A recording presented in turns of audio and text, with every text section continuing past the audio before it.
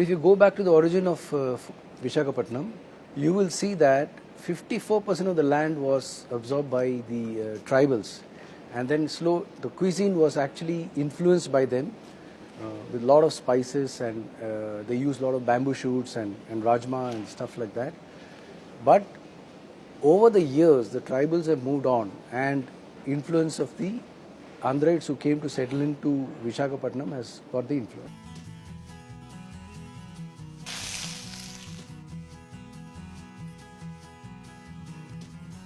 This thali looks gorgeous. Whenever I come to Andhra, I make it a point to try my meal along with a lot of chutneys and a lot of pickles, because without pickles and chutneys, your Andhra meal is totally incomplete.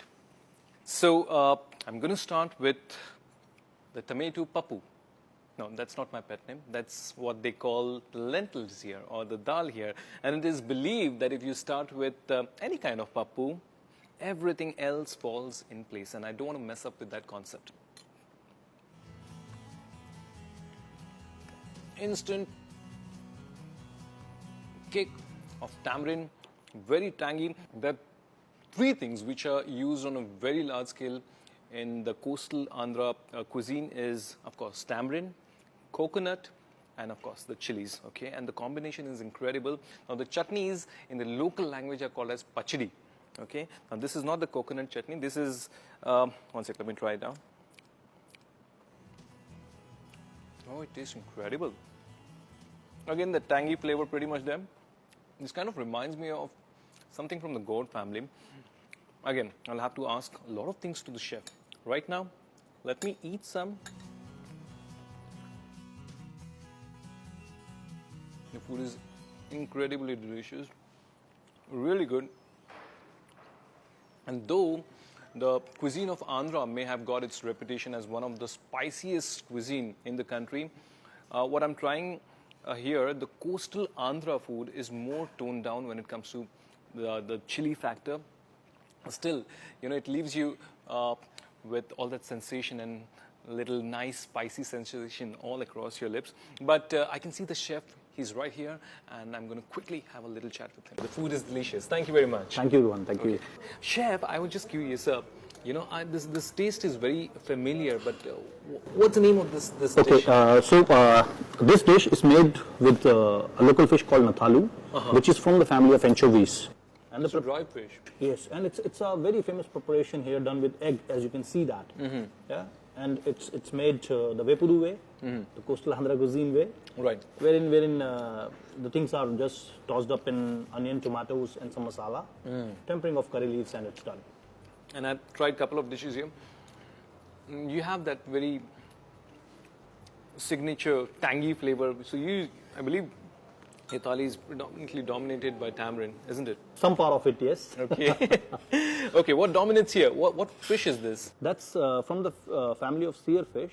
The local name is vanjaram. Vanjaram, sea fish? Yes, it's a sea fish, very, very lean fish, very tasty, and as you will dig into the fish, you'll find out that it has got a lot of flavors. I don't understand. What is Khaja doing here, the Khaja? It's very popular here. Really? Yes, yes. Unlike the other desserts, what we have very solid desserts here. We have the paisam and we have Khaja. Wow. Okay, great. So we do have a lot of milk-based desserts as well, which are done like a sagu, paisam. Paisam, yeah. Yeah. So sagu paisam is one of the dessert. Sagu vermicelli paisam is one of the desserts. Sagu is semolina, right? No. Semolina is different. Sagu is, you would have seen the tapioca pearls. Tapioca. But then you have papadam made out of sagu, right? Yes, It is made out of that only. That is crushed, dried up and then fried. Chef, tell me now, Telugu region is divided into so many regions. So, for example, if you make a pulsu here, how's the pulsu different from Rayalaseema or Telangana or Vijayawada? As you will taste pulusu here and pulsu there, this one you will find more tangy because there is a lot of tamarind being used, as we were discussing. In Rayalaseema, the cuisine is a bit different because of its geographical location, and it has to do more with the spices, especially chilies, more to do with ragi. Oh, okay. Yeah, wherein here the ingredient availability is so diverse that you can play with so many things every day. You get like 6 types of leafy vegetables, 6 to 7 types. and they are available almost throughout the year. Okay, how about we play a game?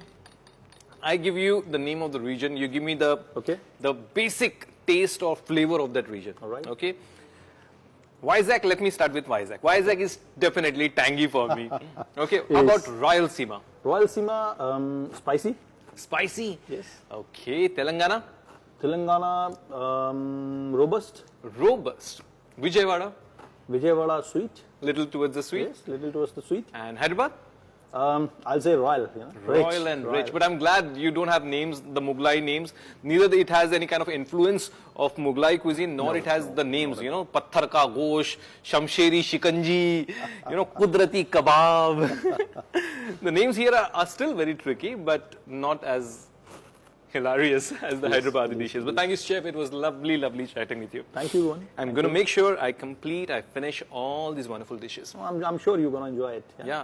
Maybe I can take home a little bit of pickles from you. Sure. And you'll be surprised to know all these pickles are homemade. Really? All these pickles are homemade, and there is a chicken pickle there is a prawn pickle there.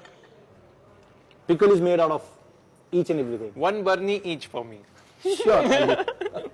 Thank you. Sure, Rohan. Thank you.